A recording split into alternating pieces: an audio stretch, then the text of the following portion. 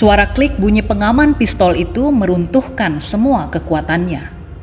Dingin permukaan besi bundar dari mulut pistol yang kini menempel pada keningnya semakin meyakinkan bahwa hidupnya hanya berjarak detik. Waktu seolah melambat.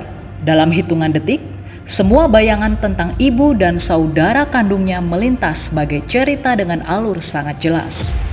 Sesal rasa dalam harap masih ada kata ampun dari sang ibu yang belum sempat dibuatnya bahagia, menyeruak. "Jangan tembak!"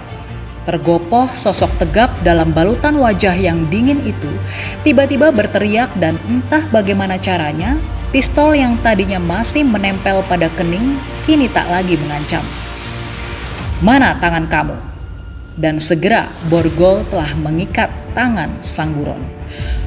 Peristiwa itu terjadi pada 11 Agustus 1996 di sebuah perumahan di Bekasi.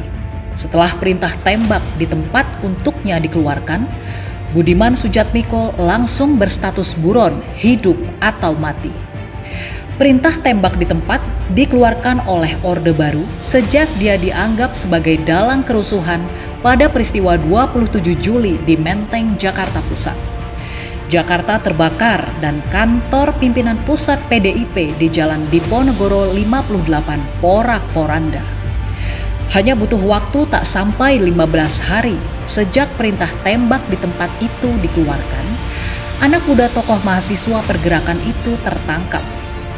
Sebelumnya, mereka berlima yaitu Petrus Haryanto, Suroso, Kurniawan, Pranowo, dan Budiman sedang menonton siaran langsung pertandingan sepak bola antara MU dan Newcastle United. Suara gemuruh mobil dengan hiruk-pikuk yang mengiringinya membuat mereka cepat sadar bahwa tempat persembunyiannya telah diketahui. "Matikan TV," terdengar Petrus berbisik. "Musnahkan dokumen," sahut Budiman sambil memilih dan membagikan kertas yang ada di kamar itu. Berlima, mereka merobek berlembar kertas itu menjadi kecil-kecil kemudian memasukkannya ke dalam mulut masing-masing. Melihat ekspresi Kurniawan seperti ingin muntah, Budiman berbisik, "Makan semuanya, habiskan Wan." Namun tidak semua dokumen itu bisa mereka telan.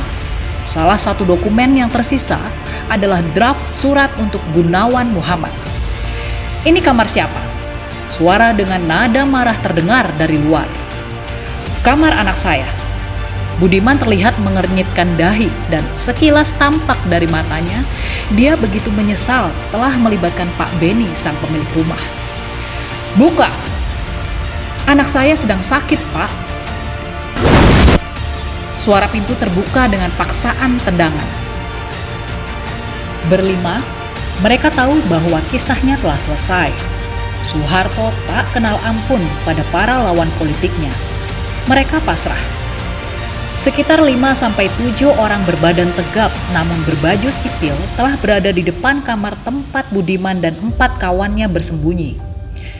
Sesaat Budiman tersentak. Selain Pak Beni pemilik rumah, satu sosok yang sangat dikenalnya ada bersama mereka. Daru, penghubung Budiman dengan banyak orang di luar berada bersama para penangkapnya. Bukan karena curiga, Budiman menangis menyaksikan wajah Daru yang penuh dengan lebam-lebam. Daru yang mencoba menjalin kontak dan melalui salah seorang wakil komandan Satuan Tugas PDI ternyata dijebak. Wakil komandan itu ternyata adalah seorang intelijen yang disusupkan. Daru pun akhirnya ditangkap dan disiksa. Tatapan penuh duka mata Daru tak terlihat sedikit pun terkait sakit pada banyak lebam tubuhnya. Dia sangat menyesal telah tertangkap. "Mana yang namanya Budiman?" "Saya, Pak." Suara klik pistol yang menempel dingin di pelipisnya bagi Budiman terdengar seperti gema abadi. Setelah tangan diborgol, mata pun segera ditutup dengan kain warna hitam. Mereka berlima segera digelandang keluar rumah. Di luar rumah suasana begitu ramai. Setidaknya ada belasan orang pasukan yang sedang mengepung tempat persembunyian Budiman.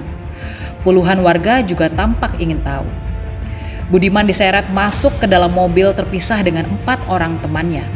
2 orang bertubuh besar mengapitnya di bagian kiri dan kanan. Dengan cepat mobil itu melaju.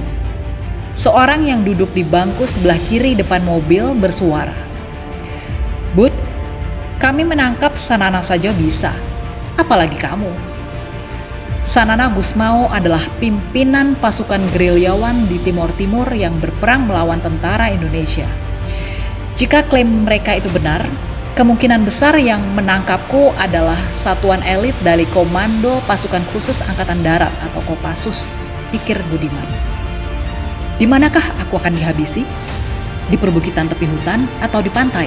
Pikir Budiman sekali lagi. Akhirnya Budiman memberanikan diri bertanya, "Saya akan dibawa kemana, Pak?" Pria dari bagian depan sebelah kiri itu kembali bersuara dengan dingin, "Nasibmu sudah di tangan kami. Sudah, kau diam saja." Mobil itu pun segera melesat cepat beriringan menempuh dingin dan sepi malam, menggelandang Budiman ke arah tanda tanya berkabut jelang tengah malam. Kemana Budiman akan dibawa?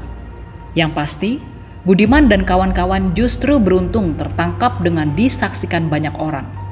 Dia ditangkap dan tak pernah melawan, dan dengan demikian alasan tembak di tempat pun tak mungkin dilakukan. Melihat kiprah dan perjuangannya, pantaskah sosok ini maju lebih tinggi lagi dalam pencapresan 2024 nanti? Penjara tak membuat kami jerah. Kami akan berjuang sampai mati. Kami akan berjuang. Boykot pemilu. Yang jelas, tokoh dengan rekam jejak super komplit sepertinya sudah tak banyak lagi. Dan itu jelas tentang sisi hero yang lama sudah tak kita dengar lagi. Kitalah pemilik suara.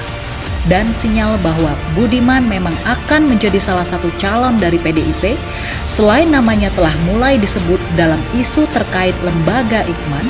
Pada ulang tahun PDIP, dia adalah satu di antara 4 pembicara pada acara 49 tahun PDI Perjuangan di depan sekitar 3.000 anggota DPRD Provinsi, Kabupaten bersama Megawati, Sri Mulyani, dan Puan Maharani.